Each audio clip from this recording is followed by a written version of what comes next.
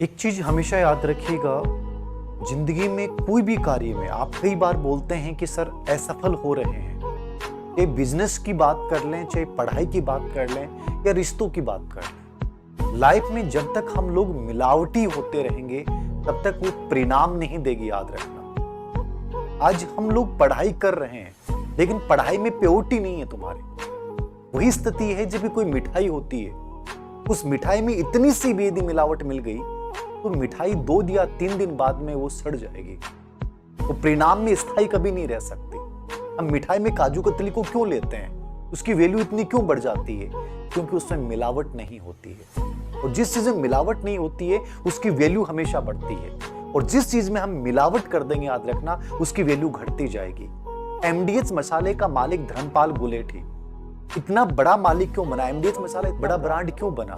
उसके पीछे रीजन यही था कि उन्होंने इस चीज के ऊपर विशेष रूप से कार्य किया कि मिलावट नहीं होनी चाहिए।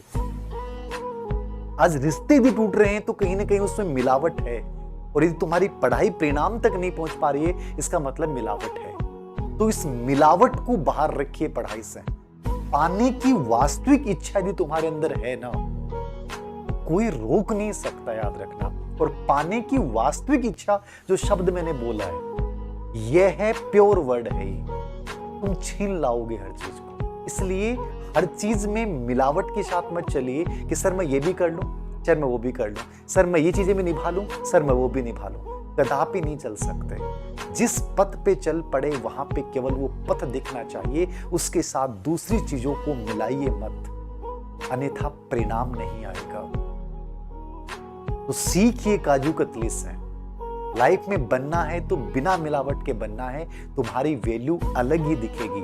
और जब तक इस मिलावटों के दौर में तुम चलते जाओगे, याद रखना, सिर्फ एक भीड़ का हिस्सा रहोगे, तुम्हारी अलग पहचान नहीं हो सकती।